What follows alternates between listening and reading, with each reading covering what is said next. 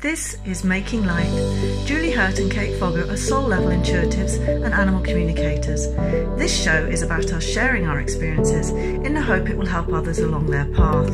So let's go make some light.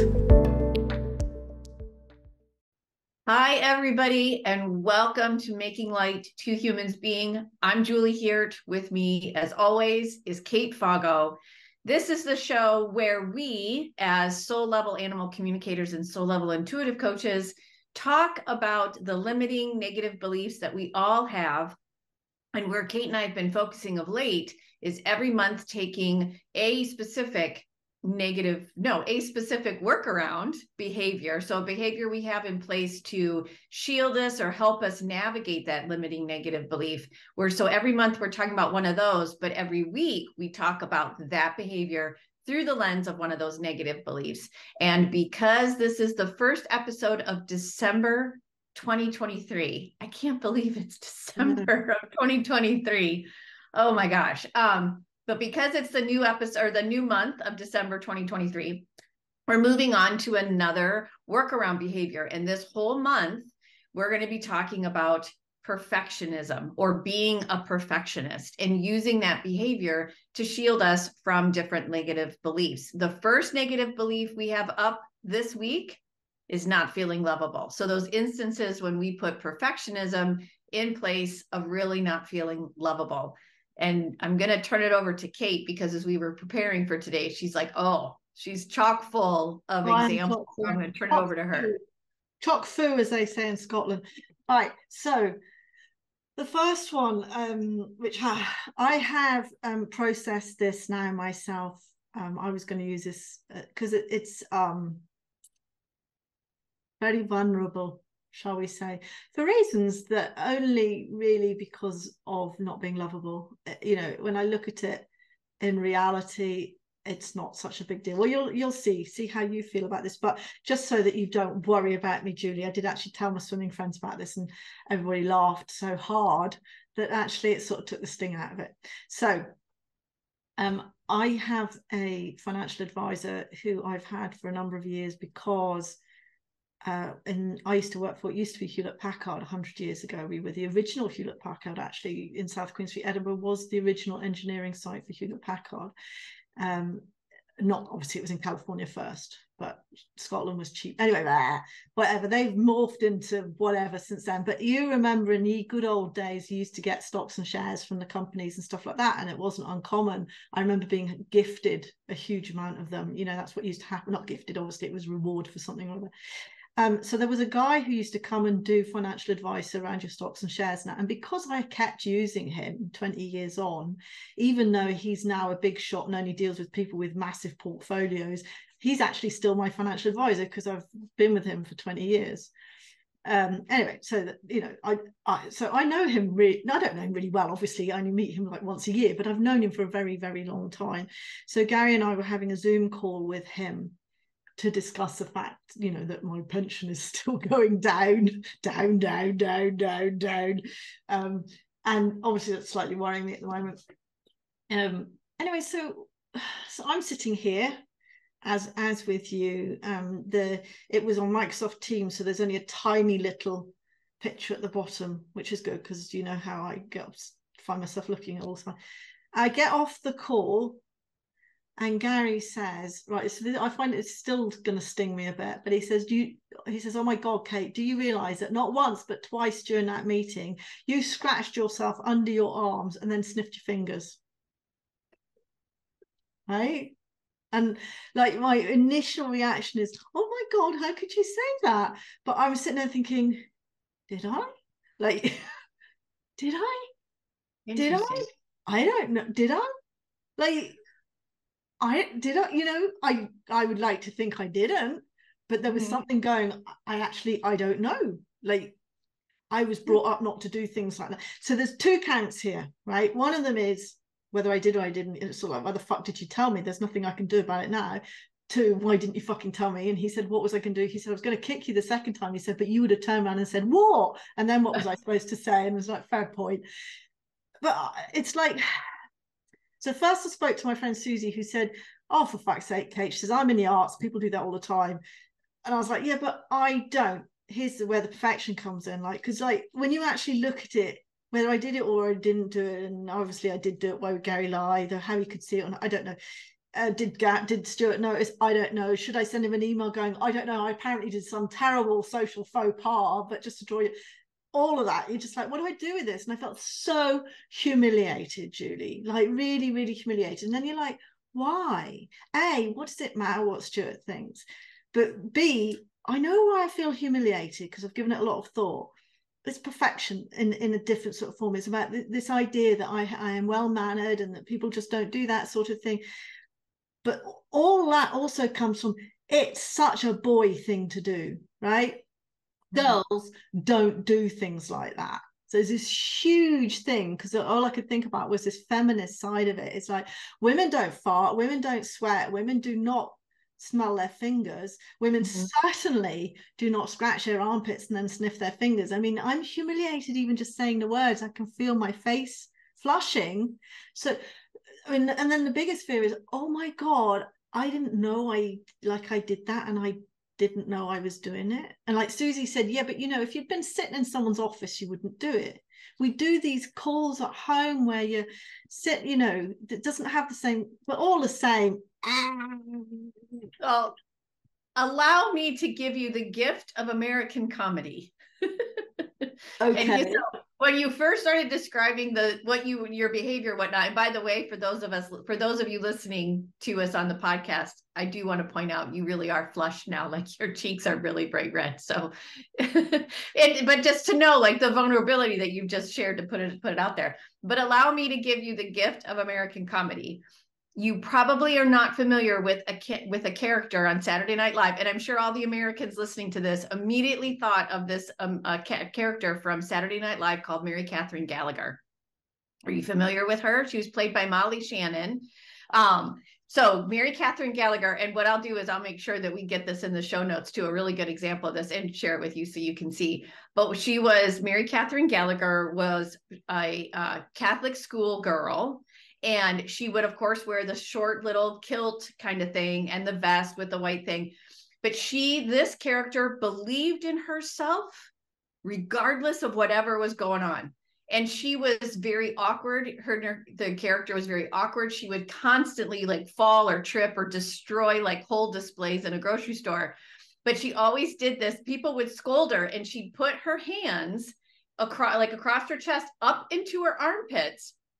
She'd do this. For those of you watching, you're watching me do this. And then she'd smell her fingers, and then she'd go superstar like this. And for the longest time that this character was on Saturday Night Live, me and several other friends of mine, I was working in my very first advertising agency at the time. She would actually do a specific stance and go superstar. And we would do that to one another. And we would do this too. And so the gift for you is that this, from an American perspective, spread it across the land in Scotland. You're just saying I'm a superstar. Okay. You're just a superstar. Oh my God, I needed to hear that. When you first described the behavior, I'm like, oh my God, it's Mary Catherine Gallagher. Yes, you just need to hear it. So yeah, I'll make sure to share a video of it in the show notes. Yeah. But that aside, and I'm very grateful for that. Thank you, Julie. Like people, I know people are being kind. They're going, oh God, Kate, does it really matter? And I know, like, you know, who gives a fuck what Stuart thinks of me, right? He gets paid money to look after my investments. It doesn't really matter. That's where the unlovable comes in, because I don't want people to think I'm some disgusting pig, you know. And when I was like, well, how would I be shocked if I saw that? Yes, I probably would. It would probably wear off very quickly. But like, why do we judge us? Why is that so bad? I mean, for me it feels really distasteful, but I'm not really sure why. Like, I've just been brought up that is something that one never does. You don't sniff your armpits, you certainly don't stick your fingers in your armpits and then snip, you know. And I'm horrified that I would do that without having any knowledge of it. So that's both perfectionism, because it's this idea of how you're seen. I'm seen to be well-mannered, well brought up, ladylike, God forbid, but yeah, lady, all these things that I think don't matter. It's like all these things that I would probably push against until something like this happens, and then I'm absolutely mortified. It'd be bad enough for a boy to do this, but for a girl, oh my God, why? What, Yeah. suddenly it brings up all this stuff about how we behave, the perfectionist side of it, and also that if I am less than perfect, that he's not going to like me, or he's going to make fun of me. It's not about being good enough. It's actually about being liked, Mm-hmm. loved. I also don't expect Stuart to love me, but you know what I mean. And I don't. Yes. 1 minute he's Love got you enough to care for your finances. Yes, I get the connect, because for me, money and love all tied together. Anywho, you three things, maybe three. I think three. I'm getting three. First of all, from the animals, the animals like kind of showed up and they're like, yeah, y'all, you watch us go to the bathroom and kick like dogs, right? Lucas will go to the bathroom and then you'll kick up behind him. There's a million theories out there as to why, but what they say is they're just spreading the scent all over the place. And then how they greet one another and how they many times will greet us. And we don't, oh my God, don't snitch my crotch. Why not? That's how they know who you are. Like, so, and then also tandem to that, it's the animals are reminding me lately. I've been just kind of listening. Well, I'm listening to this really cool book, which I can't remember the name of it right now, but it's about intelligence and what actually is intelligence. And this whole thing about humans have defined what intelligence is, but we're not the ones that created it. So everything in this world we look at through the human lens of what we think intelligence is, and we'd miss the entire freaking point. So because we're going to probably come back to that a million times. And then of course, then I also think like, oh, well then these are silly rules that, as you and I know from our favorite book on our best behavior, were created by the patriarchy. And so who cares? I mean, I hear everything you're saying. And at the same time, I think we're both going through this shedding process of asking, why am I living by these rules that were never created by me? They weren't created for me. They weren't, for from a loving perspective. And they're pointless. I mean, I can feel the horror of it, but when I actually analyze it, where's the sin? Like, and what is sin? Let's just be clear. Under Gary's nose, I didn't. And even if you did, who cares? Like, I mean, like if we were truly in touch with our animal, because we are animals, truly in touch, because monkeys do that, bonobos do that, like we should maybe be doing that too. I don't know. And I'm sure we're freaking a bunch of people out. Fine. All I'm saying is we need to loosen the bone, Wilma. That's a Flintstone reference for those of you not in the United States. We need to loosen the bone. Like this, it's killing us. But it does frighten me that I would do something that I would typically have chosen not to do in public, that I did that without any knowledge whatsoever. That I find quite scary. I don't know if that's a good thing or a bad thing. It makes me afraid to not have my camera, which is why I'm saying to you, because I cover my camera up so I can't see myself. So you do need to tell me, Julie, if I'm doing some terrible social faux pas. Fortunately, I edit this show, so if I did something terrible, I could just cut it out. But it's like, what's happened? Have I turned into an animal? Like, well, you are an animal. yes. And do know too, I don't know if you remember our teacher, Danielle McKinnon, talking about this once, but as we continue to grow, these filters and these rules and these laws that are put in place to keep us in check. And I'm not talking about like, you don't get to go kill somebody.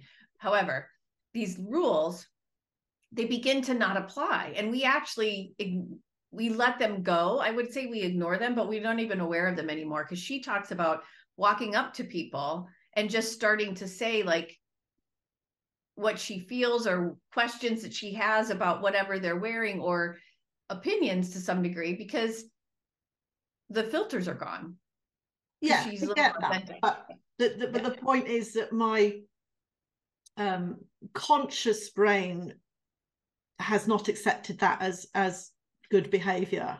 I mean, I don't want to well, you know what I mean? I don't want to come across as a mannerless ass. Well, I mean, your ego is going to continually, yeah, and your ego is going to continually pull you into that. And I'm just going to call it shame. Is going to continually pull you into that shame in an effort to bring you in line with the negative beliefs, right? So that's the sticky bit that you get to play with now, is that acceptance of, so yeah, how funny. And I mean, that's where Mary Catherine Gallagher can come into play, because there's laughter involved. Yes. Laughter. And I did find, I spoke to Susie very briefly. She was busy, but she was just like, oh, darling, in the arts, everybody's like that. And then, I tried to talk to Gary about it, but he said, well, what would you have me do? And I was like, well, why did you tell me? And he said, because I thought you should know. And I'm like, yeah, but there's nothing I can do about it. You've just humiliated me. But I see why and then he's like, but I just thought you should know that you do that. But then I did talk to my swimming friends about it, and they all laughed so much, and it's become such a joke that the sting has gone, although I am obviously still it's, I don't know.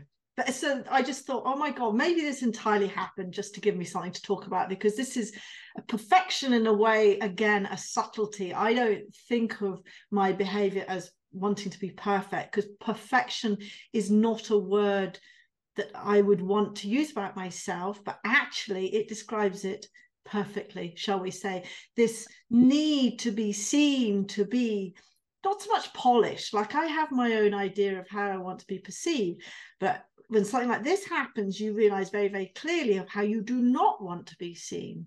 I do not want to be seen as a mannerless, uncouth, finger smelling, poking, nose picking heathen. I don't, and ironically, that's some line I've drawn somewhere, and that I don't care that people see me with my hair messy.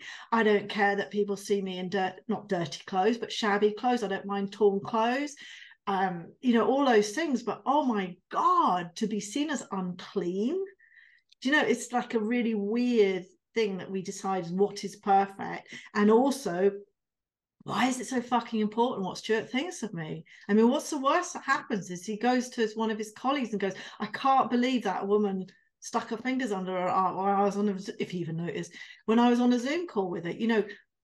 It doesn't matter what he thinks of me, really. No, you know what the guides say? Oh. Money all smells the same. Yes, exactly. I don't want him to like me, do I? Like me. But it's a tricky one, because manners and social etiquette is a powerful thing, even though we know it's nonsense. It's still, I mean, there aren't many things that could humiliate me, Julie, seriously. Yeah. And that I could, yeah, it's humiliating. And rather funny, actually. But is it still humiliating? I feel like, that just means there's just still some work as far as acceptance. You're recognizing it, you're aware of it. That's always the first step, and that can take a while. And then you move on to acceptance, loving yourself because of it, with it, in spite of, however, or just love. But yeah, so that's part of the process.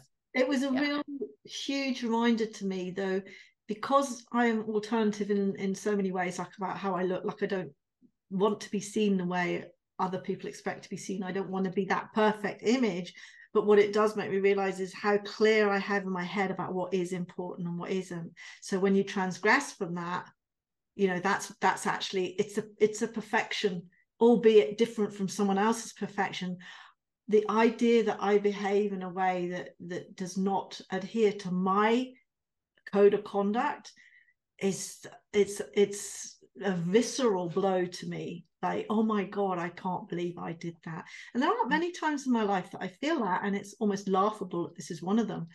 But because I don't step out of line, and I realize how tightly held I've been all my life about how I talk to people and how I treat people, and I just don't step out of line unless it's like really emotional, and it's family, partners, spouses. Outside of that, there are there's so many behaviors that I do not exhibit, and I am shocked when I see other people do it. And I realize it's because I've been buttoned down all my life, been really scared of opening myself up to not being this perfect person. Weird. Yeah. Yeah. A lot there. Right there. So I have another one. Good. Awesome. Unless you have one, Julie, to this bring up anything. Right. You're gonna tell me? No, I was more listening to you through the guides, and they didn't have any additional thing to share, except just an example of this book that I'm reading that's driving me a little wonky, but it's because I'm expecting more perfectionism from the author and they're not delivering it. And I'm a little not loving the book. Here's a challenge for you, Julie. Mm-hmm. Stop reading it. Oh, I know. I kind of want to see where it goes. I'm curious where it's a German book. Someone disappears. And it's been translated. No, it's in German. All right. It's like practice for me, huh? You read German. Mm-hmm. Yeah. You read German well enough to decide that the book's not interesting. Yes, because it's taken this woman at least 5 chapters to get to the front door of this place she has to go to be able to figure out where her fiance has disappeared to. But it's like, and she hems and haws. And I'm like, just go to the door. I don't give a crap about all this stuff. And I'm reading through this. And so now I'm skimming, like, is she at the door yet? Is she at the door? Because it's all this extra crap. I'm like, I don't care about it. Yeah, because I'm demanding a certain perfectionist in this book, and therefore I'm not loving it. That was the example they were giving me. So go ahead and say yours. Well, the other one, again, because all this came to me in an avalanche as I realized all this about, being so buttoned down about my behavior, because it's actually very different from how people see me and how I see myself. That there is this very deep core of how I should behave, which comes from obviously living with a very unpredictable parent and not wanting to open myself up to abuse constantly. So all of that. And I realized this whole thing about the shed, all about perfection. And you got documents or something in the mail, right? This week or something? Didn't you get? I got the fucking license. Can you believe it? I got my Scottish letting license, or whatever it's, short-term let license, for 3 years. Cheers, thanks very much. It's only taken 1.5 years to get it, and a lot of money, and I've closed my business, thanks very much. But yeah, so this whole thing, I was trying to work out, is it about lovable? I mean, there is overlap here with being lovable and not. I think there's a lot of not good enough, not worthy. This would be not good enough, I think, with the shed. But I do think there's unlovable in there, because I want to be loved. Like, I want people to come and, oh, we stayed with Kate, we had such a good time. So there's the technical elements of the level of service I provide and making sure, God, oh my God, like, I remember having one of the cleaners come, and I went in afterwards and I noticed that there was actually still three like crumbs of dirt on the floor. And I was like, oh my God, does this mean that she's left dust? Because it opens to the outside as well. I mean, it just get dusty with it. You just open the door and dust would come in. I would, oh my God.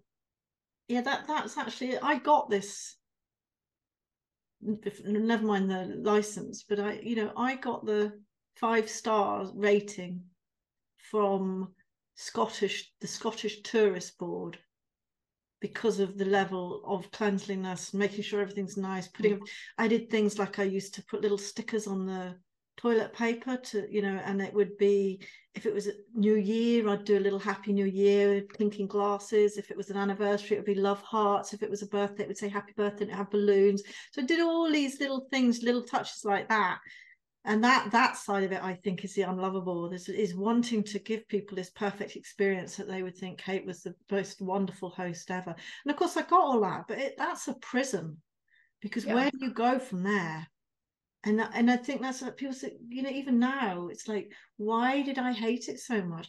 Because I set a really high bar, and then I'm fucking terrified. But it's not sustainable. You weren't sustaining you weren't recharging your own batteries. You were just absolutely depleting with that outward needing for validation. Yeah. Yeah, and yet the thing is, the funny thing is, I'd read my reviews and go, yeah, yeah, yeah. Like, it's like, well, you'll know this. It's you know, I'm so hard on myself. If I'd got a bad review, I'd have been devastated. But good reviews did not lift me. They were just poof, done, done. Of course, of course, of course. There'd be no, oh, well done. You know, occasionally somebody writes something, I think, oh, that's nice. But that would be it. It's like, you know, people like us that are so hard on ourselves, we don't celebrate the amazing things that happen. You just brush it aside because that's just, well, that's just my job. Of course, it's a 5-star review. If it's not a 5-star review, then fucking hell, that's terrible. And but that, I think that's why it became so joyless for me, because it was just all about competing to be this perfect scenario of a wonderful place to be, and anything, and I was terrified of anything going wrong, absolutely terrified of anything going wrong or anybody having a bad experience. So yeah, that's really, yeah, the guides are over here, they're kind of like jumping up and down, like, is it got like, let's say okay, let's go. and not like at you, but at me too. So because what their first thing they said is like the reviews were like an achievement instead of an acceptance. So their point was, you did all this work, and then to some degree there's an expectation of getting a high review, and then when you get it, it's like, yep, nailed it, okay, onward. And Yep. and there's the idea, what they're saying of there's a moment of acceptance. And for me, when they're turning it on me, they're showing me like, you'll get a good review from a reading, and you acknowledge it, you thank the person for the kind words, because for me, there's not worthy comes up there for me. And we do think that this month perfectionism is going to blend throughout all the, so we'll see. We do have an extra special thing coming up, which we're going to talk about in a little bit. But anyway, I get these wonderful reviews and I acknowledge them and I thank them. And I'm like, wow, you know, that's really cool. And that type of thing. And then I don't do anything with the review. Yes, it may sit somewhere, but there's more that I can do. And I actually just had this amazing tarot card reading. I never do this for myself, but our favorite author, Elise Lunan, on her podcast featured this tarot card reader who, and we'll put his contact information in the show notes, because he's not expensive and he's fantastic, but he reads it in terms of the Kabbalah, the Kabbalistic, the Jewish mystic tradition, which I know nothing about, but it so intrigued me when he was on the show. We can put a link to the actual show and then to his website. And I had this reading on Sunday, treated myself to it. Oh my gosh. It was so, again, my question was all about, what do I need to do to help grow my business? And the thing that came out the most is like, you're not really talking about yourself. You're not really promoting yourself. And I'm like, really? Because I think I am. No, there's so much more. And he starts listing all these things. And I'm like, oh, I guess so. And one thing was like reviews. And I'm like, well, yeah, I get them. And he's like, what do you do with them? Nothing. And so that's what the guys were just reminding me. Yeah. Well, just as that, I saw an animal communicator who was, I don't know how I found it on YouTube. This is a while back, and it was Hong Kongese. That can't be what you call them. Some lady from Hong Kong who was very young, very beautiful, just totally not my people at all. But she was a lifestyle blogger, and she'd had this animal communication reading with this girl and done it on YouTube and been blown away by it. So I was looking at this animal communicator, another young girl from, I don't know if she was from Hong Kong as well, and just looking at her Instagram just to see who she was. And all her all her posts, and they were only reviews. That's all her posts were, was, Wow. but reading it, you're like, wow. Now this woman is brilliant. It's like when you read somebody else's reviews of somebody, you know what I'm saying? It didn't feel boastful. It didn't feel anything other than, she's a really good animal communicator. So there's an idea for you. We could both do that. And that I've done a bit. Yeah, I've done a little bit here and there, but I need to clearly, I'm hearing it from many levels, more information, more more of them. But here's what's really interesting is when you said that her entire wall on Instagram was just, I could feel it right in my heart center. And I could feel, so there's two things at play. There's my heart center going, oh, that would be good. And then immediately I can feel my body start to like move in on itself going, oh no, we don't want to do that. We don't want to do that. I wonder if I can find her, because this is what I learned on this course with Danielle, right?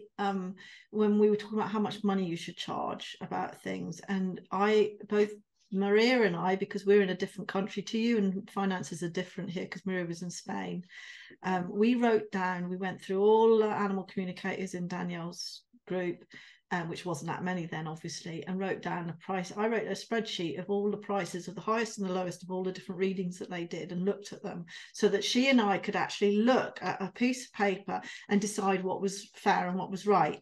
And what was interesting is while some of them were priced a lot higher, and I felt a bit about that, what was really interesting is the ones that were priced lower, I felt a revulsion. And it was something that Maria and I both felt. We were like, oh my God, because we would both have gone for the much, much lower end. One, because we're European, and also because we're full of the unworthy. I'm not worth this. Therefore, how dare I command that? But it actually made me look at them. And these are people, I didn't know who they were. I didn't know how long they've been doing it. I had no idea how good they were. I know if they've been certified by Danielle, they are all of a certain standard. And when I read them, I'd be like, why are you so cheap? And it was a physical revulsion. So my point is this, Julie. I'm going to try and find that woman and find it. When you read other people's reviews, do you think, oh, that's horrible? How dare they? Do you know? It's like Never. you know, yeah. Yeah, never. That's a way of learning, isn't it? Is by actually guiding your own reaction to something, you can then apply it. Because having seen that, I would never underprice myself because it doesn't feel good. It doesn't feel good as a consumer to go for the cheapest. Yeah. Yeah. Interesting.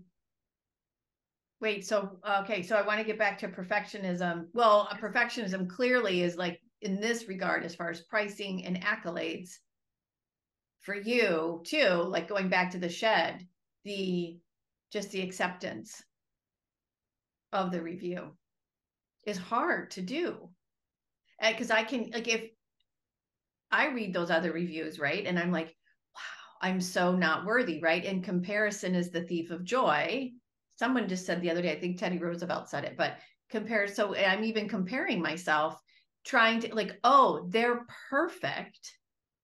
I'm not even worthy to post. Like, there's a whole lot of stuff tied up in reviews for both of us as it pertains to perfection. This is a good reminder of how your public persona on social media is so different, because when I read your stuff, Julie, you're fucking cool as fuck, right? You know, you're so super confident in everything you do.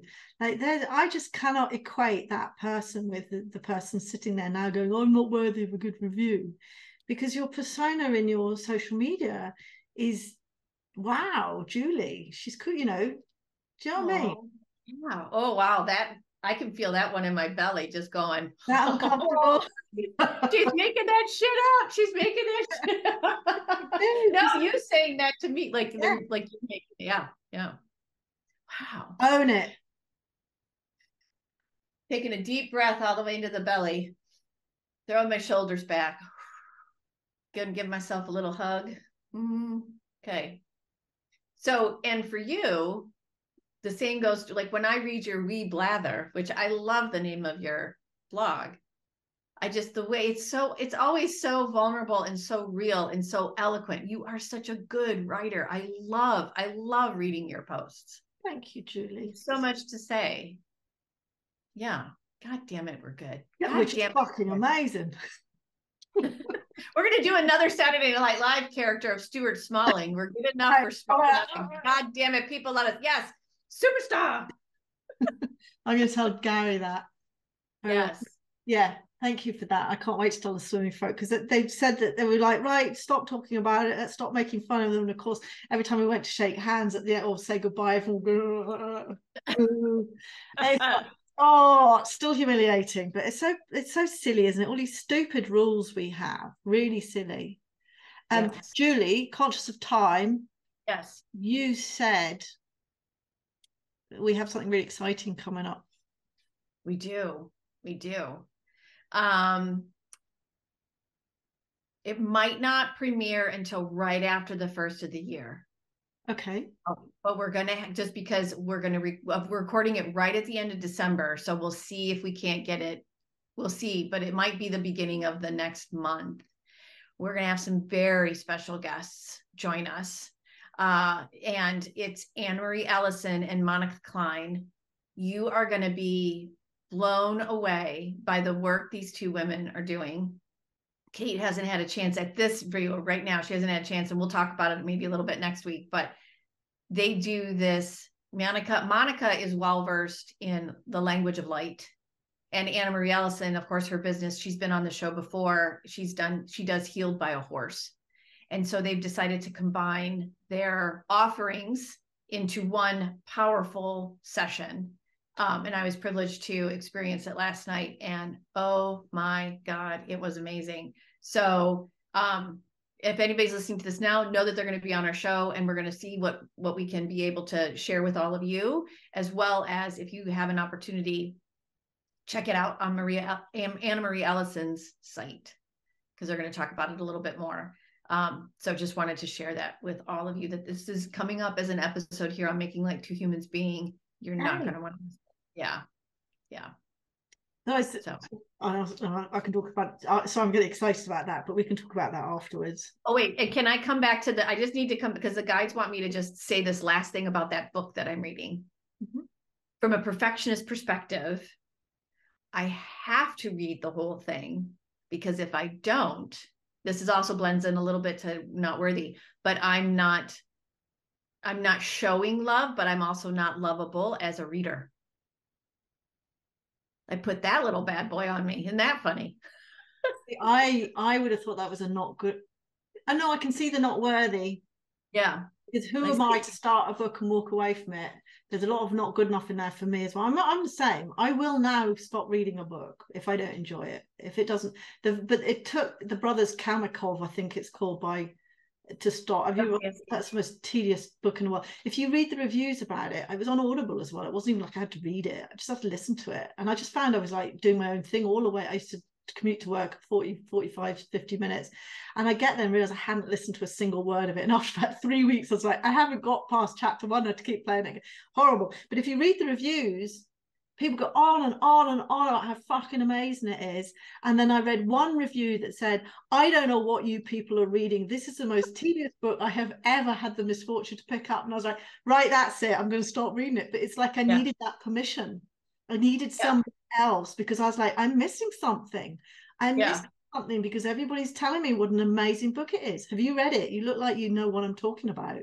I know what you're talking about, Dostoevsky, because I had to read Crime and Punishment. And then I read Anna Karenina, which I believe is a different Russian author. I struggle with Russian literature big time. I don't get it. It is to me tedious. I've never read War and Peace, even though people say it's life-changing. I'm like, oh no, I don't think so. I don't. Maybe I lived in that time and I'm like, no. I mean, these big fuck off worthy books, I think that there's so much ego involved in that. That's definitely not good enough, because I was sort of like, I don't understand this. I have to read it. I have to keep trying. I can't be that stupid that I don't understand it.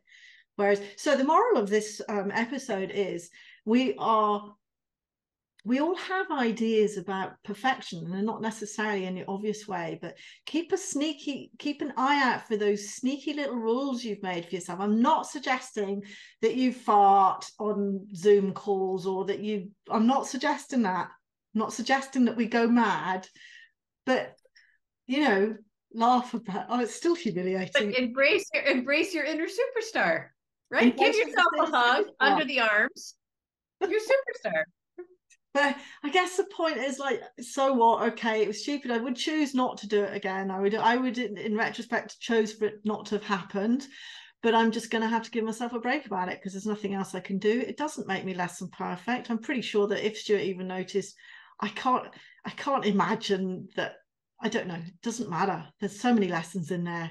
It doesn't fucking matter. It doesn't matter. It doesn't matter. It doesn't matter. It certainly does not mean that I am not worthy of love just because my manners took a holiday or whatever, you know. Yes. Just so last point, just anyone listening to, use this as an opportunity to see how you may not be loving yourself, and where can you open yourself up to receive that love for yourself. Yeah. That was the guides going. Yeah. There you go. Because these are the sort of moments where you need to love yourself, when you get that drop in your stomach and you go, fuck, what have I done? Oh my God. And then someone else needs to come and laugh and go, oh, take a chill pill. Doesn't matter. You're wonderful. Your behavior does not determine your lovable. This is the thing we struggle with the most. And this is what Abraham says. And this still irks me.